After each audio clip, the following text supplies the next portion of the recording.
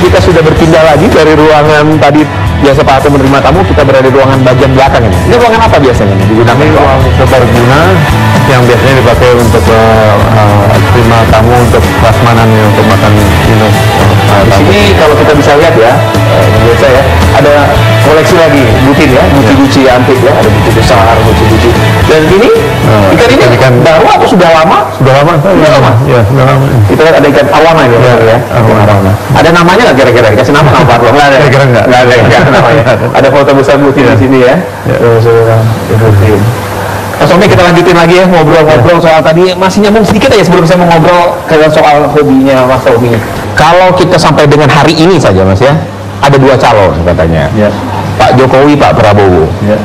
Mas Tommy condong kemana? Saya kira jelas bahwa kami condong kepada yang pro pada rakyat. Dua-duanya pro rakyat Mas. Ya, pro rakyat, tapi realisasinya ternyata beda selama ini. Karena memang Partai Berkarya ini lahir karena kecewaan selama reformasi, sehingga kami ada di di kancah politik ini. Tapi kalau melihat histori, Mas Tommy tentu lebih dekat dengan Pak Prabowo ya, secara histori ya, kemudian Golkar.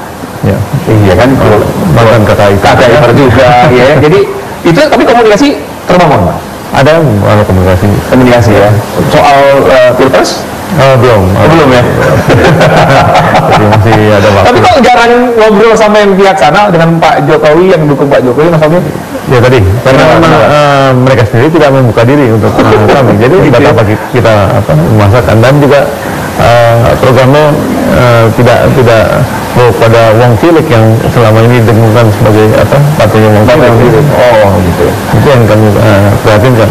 Mas Tommy sudah sudah berpolitik sekarang, maksudnya berpolitik dari dulu, tapi sekarang menjadi ketua umum partai gitu.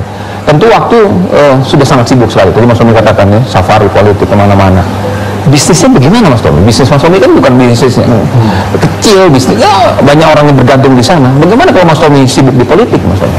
Ya alhamdulillah bisnis saya sudah jalan semuanya, sudah profesional, sehingga siapapun yang mungkin sudah berjalan dengan baik karena sistemnya sudah tertata dengan baik. Apalagi juga sudah ada yang go public, sehingga mereka bisa mengembangkan sesuai dengan target-target yang dicanangkan oleh rapat pemegang saham. Mas Tommy dulu sempat menggagas adanya Mopnas, Mobil Nasional ke Timur. Sekarang ke depan bagaimana Mas? Apakah Mas Tommy masih berkeinginan atau masih mencanangkan atau memimpikan adanya mobil nasional? Sebenarnya mobil nasional itu memang harus kebijakan political will dulu dari pemerintah. Kalau memang political will-nya tidak ada, memang akan sulit. Ya kayak SMK lah yang bisa membesarkan Presiden Jokowi itu bisa akhirnya. Tapi tidak ada juga kan. Karena political will-nya memang tidak ada. Tapi kalau memang political will-nya ada, saya kira Wapres itu harus dimiliki oleh bangsa yang sebesar Indonesia ini. Bisnisnya Mas Tommy atau bisnisnya keluarga Cendana, tapi yang bikin cukup kaget beberapa tahun lalu itu soal tax amnesty itu.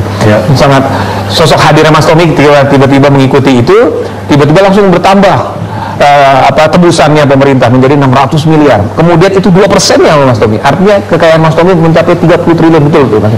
Saya kira itu kan isunya aja. Yang benarnya lebih. Isunya 30 ya. Mas Tommy, soal kalau bisnis, Mas Tommy juga sempat mobil Lamborghini. Bagi mobil sport.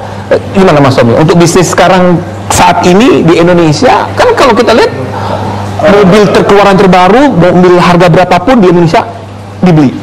Kan potensi pasarnya besar. Nah, Mas Tommy akan masih geluti bisnis itu? Saya kira sudah lama saya menjual Lamborghini.